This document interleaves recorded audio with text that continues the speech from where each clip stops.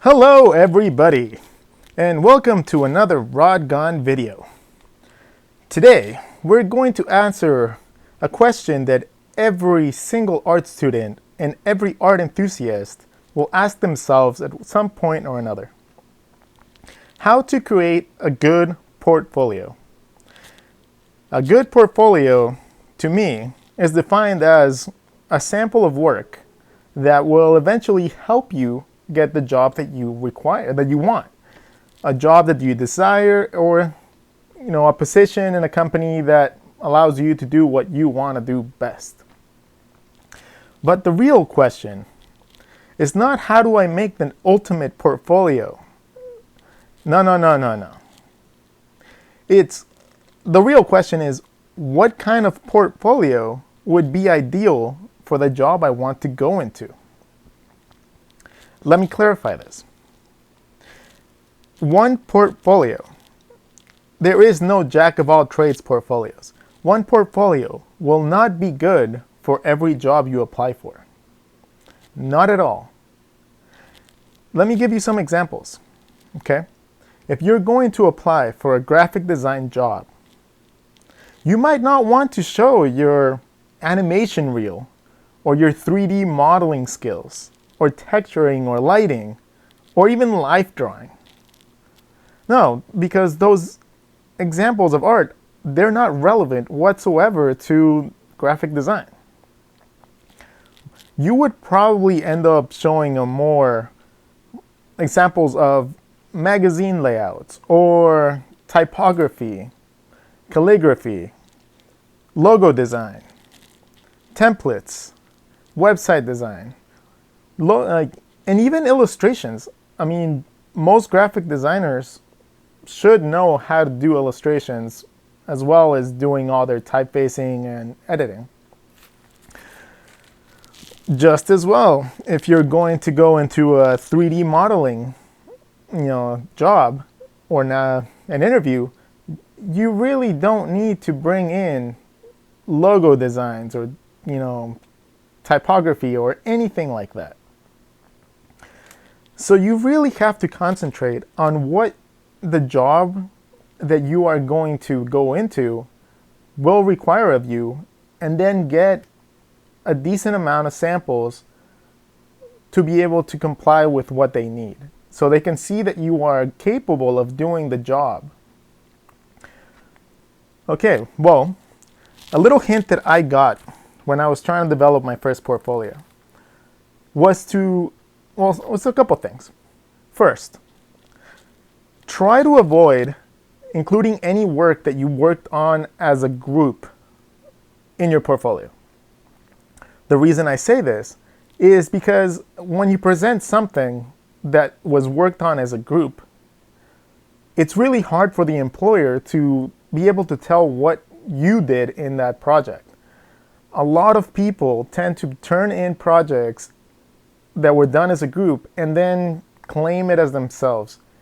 And then whenever they do get into the job and they're not able or capable of doing everything that they was shown in the portfolios or the demo reels, it just makes it for a very weird situation, and you're probably gonna get let go. So try to avoid doing that. Another, try to avoid having just homework assignments if you're an art student, and try to have as much variety within the range of the type of art that you have, to show that you can be a how to explain it? So you can be multifaceted, so they can see that you're not just a one-trick pony. The more versatile you are as an artist, in whatever field you are, then you're going to be more employable, you're going to be more valuable, and you're going to stick out amongst all the other people that are applying for the same job. That is the point of the portfolio. It's to show your best work, not all your work, not at all. If you have 20 pieces of work, try to condense it to your top 5 or top 10. It's not about the quantity, it's about quality.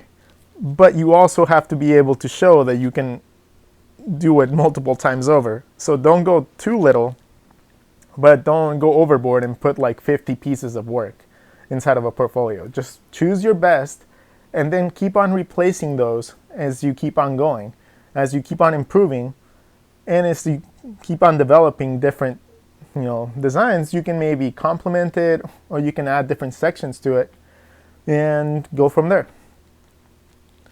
Well, one thing that new artists have an issue with is something that's very hard to get past unless you have a lot of time.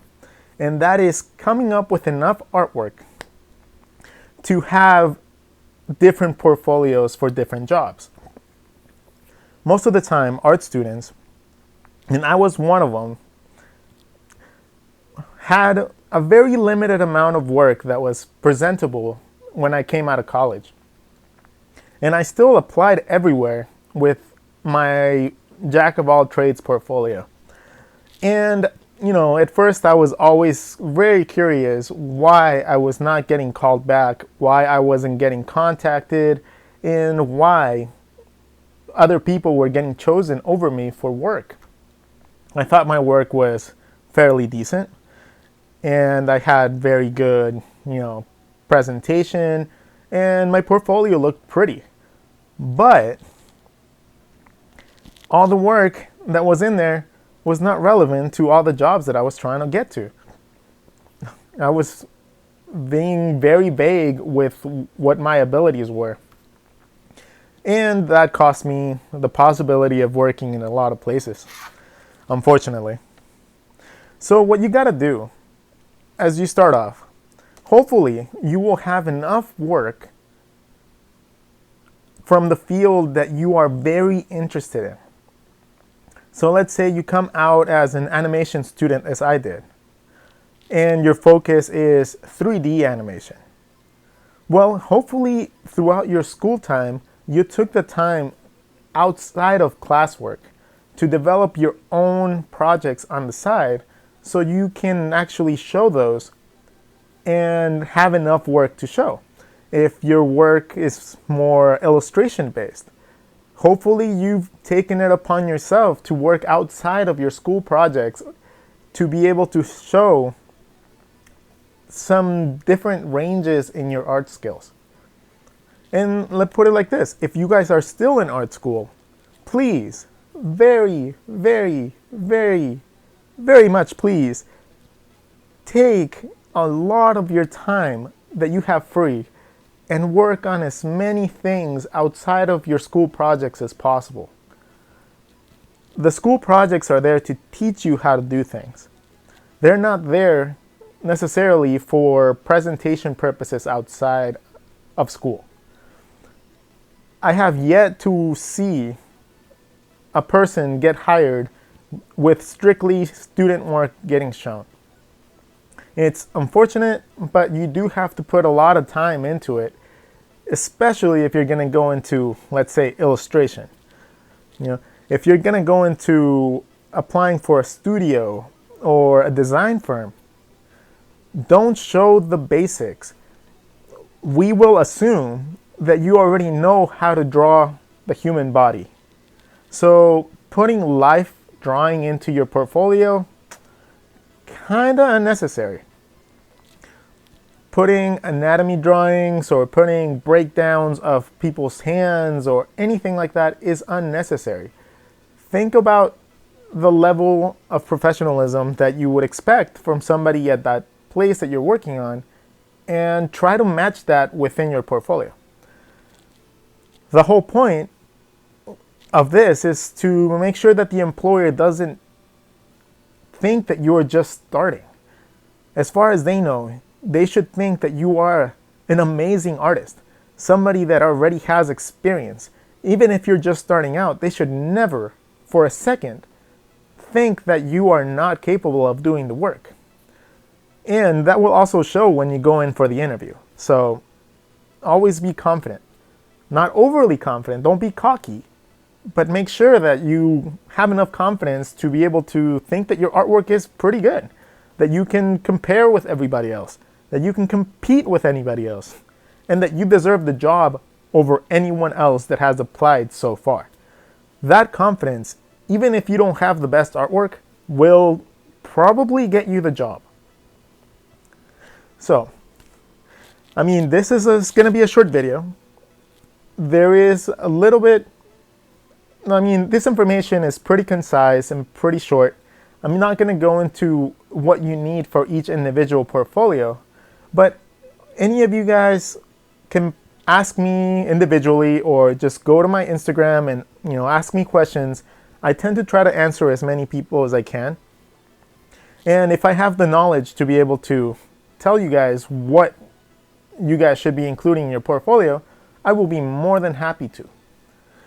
And if you guys want a more concise, breakdown of what a portfolio should look like, we can probably work that into a future video. But for right now, I think that I'm going to call it. That's going to be it. Hopefully this helps you a little bit and it makes you understand a little bit more of what employers will look for whenever they're looking for portfolios and they're looking for someone to hire. Hopefully it did help you a little bit. And of course, like always, thank you so much for the support. I hope that you guys have a wonderful day, and I will catch you guys in the next one. Peace.